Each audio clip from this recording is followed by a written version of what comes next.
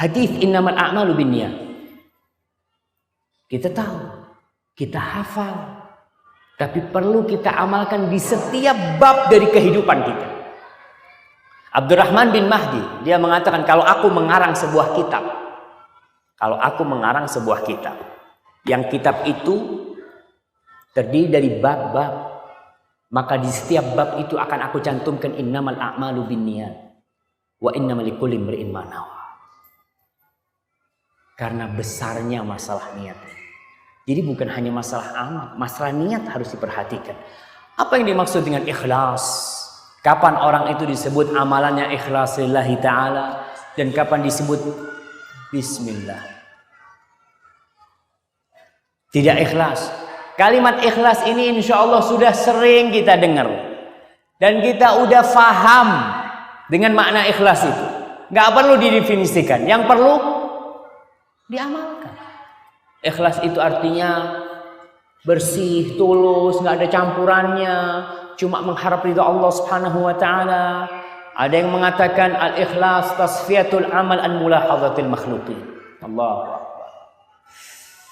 Ikhlas itu membersihkan amalan dari pandangan manusia, dari komentar-komentar manusia. Kalau sekarang ya di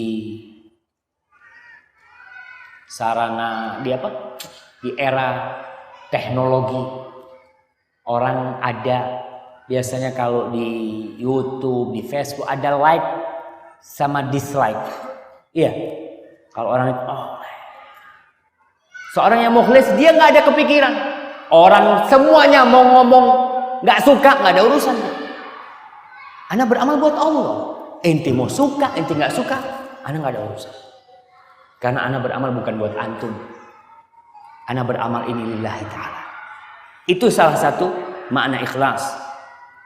Al-Harawi mengatakan al-ikhlas tasfiyatul amal min kulli syai'. Membersihkan amal dari semua campuran yang mencampuri amalan itu. Baik kita mengharapkan harta dari amalan itu, mengharapkan pujian orang, mengharapkan kedudukan, mengharapkan martabat. Itu kira-kira penjelasan para ulama tentang ikhlas. Dan medan menuju keikhlasan ini berat. Tidak gampang. Ngomongnya mudah. Tadi kita katakan, kita menyatakan lillahi ta'ala. Itu sangat mudah sekali. Lebih mudah daripada kita ngeluarkan duit. Nyumbang orang itu lebih mudah kita. Lillahi ta'ala. Kita tahu. Mendaki Gunung Himalaya. Itu berat. Butuh berhari-hari.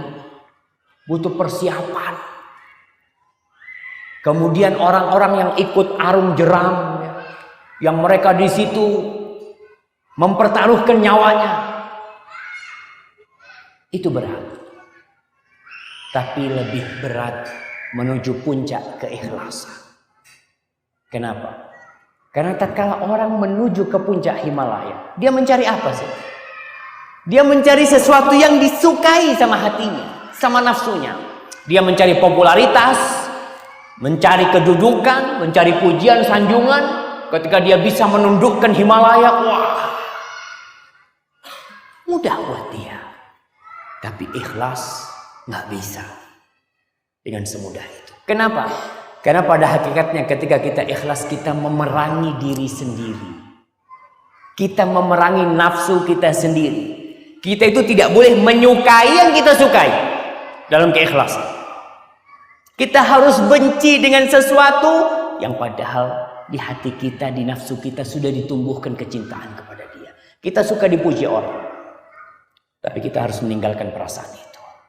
Kita suka disanjung orang, namun kita wajib menghapuskan keinginan itu. Kita suka harta, kita suka kedudukan, namun kita diperintahkan agar kita tidak mengharapkan hal itu dalam beramal. Kalau yang lainnya gampang. Muhammad ibn Sahal, Abu Muhammad Sahal bin Abdullah At-Tustari, dia ditanya, ayu syai'in asyad 'ala nafs? Apakah sesuatu yang paling berat buat jiwa? Yang paling sulit buat jiwa? Apa kata dia? Al-ikhlas. Yang paling berat itu keikhlasan. li'annahu laysa laha fihi nasib. Karena dalam keikhlasan itu jiwa kita nggak dapat bagian, jemaah. Nafsu kita ini nggak ada bagian ketika kita ikhlas. Ya udah, kau ikhlas. Padahal kita ingin dipuji. Ketika memerangi diri sendiri maka berat sekali. Sufyan Ats-Tsauri mengatakan, ma'alajtu syai'an ashadda ala nafsi min niyat. Innaha tataqallab alayya. Tidak ada sesuatu yang lebih berat buat aku mengopeninya. Bahasa Jawanya tuh ngopeni. Bahasa Indonesianya apa? Hah? Memelihara, meladeni. Iyalah itu bahasanya. Lebih dari niatku sendiri. Diopeni ya. Diperbaiki, nggak bisa. Bolak-balik tuh. Karena memang hati kita nih bolak-balik. Oleh karena itu Rasul sallallahu alaihi wasallam doanya apa? Allahumma ya muqallibal qulub, tsabbit qalbi ala dinik. Ya Allah, yang membolak-balikkan hati, tetapkan atas agama. Abu Ishaq Al-Ajurri dia mengatakan a'azzu syai'in fid dunya al-ikhlas. Al-Ajurri ini insyaallah dia itu pengarang kitab syariah. Alim ulama yang terkenal. Dia mengatakan yang paling sulit, yang paling jarang, yang paling susah di dunia ini ikhlas. Wa kam ajtahid fi isqatir riya an qalbi. Dan berapa banyak, berapa seringnya aku ini berjuang, berusaha agar aku ikhlas. Agar riya itu aku cabut dan aku gugurkan dari hatiku. Faka'annama yambutu ala launin akhar. Ternyata dia itu datang lagi. Tapi warnanya berbeda. Kita tahu tuh ada warna-warna ini udah dihilangin ya. Seperti orang yang berangkat haji. Ana nih ikhlas lillahi ta'ala. Gak mau tuh. Ana pokoknya ikhlas. Udah ana gak mau bikin apa? Gak mau bikin selamatan-selamatan biar orang gak ada yang tahu tuh. Berangkat. Sampai Mekah, dia bikin tuh status di BB-nya, sedang di Raudhah. Masya Allah. Tuh, orang sekampung gak ada yang tahu. Tapi kita, ya Allah, jemaah. Kadang-kadang dia lagi sholat malam. Malamnya tuh dia Masya Allah. Sholat malam. Lagi ngobrol-ngobrol sama temennya. Masya Allah. Ente tahu semalam tuh ada suara keras tuh di kampung, dengerin tuh. Oh denger ya. Ya anak semalam lagi sholat malam tuh. Sholat malam ada apa gitu. Kita padahal udah sholat malam kan. Sholat termasuk yang gak ada orang yang tahu. Kita sholatnya gak di rumah, gak di masjid, di rumah. Ada yang ngeliat. Tapi ternyata yang namanya nafsu itu terus. Maka benar-benar itu satu hal yang berat. Dan kata sebagian salaf Hasan Al-Basri mengatakan, akhidna unasan au adrabna aqwama. Kita pernah berjumpa dengan satu masyarakat, satu tatanan masyarakat yang yura'una bima ya'malun, yang mereka itu berbuat riya dengan amal perbuatan mereka. Sampai akhirnya kita sekarang nih menjumpai manusia-manusia yang riya dengan apa yang tidak dia amalkan. Orang riya dengan amalan dia wajar. Tapi ada orang riya dengan yang tidak dia amalkan. Ana. Masya Allah. Padahal dia tidak mengamalkannya.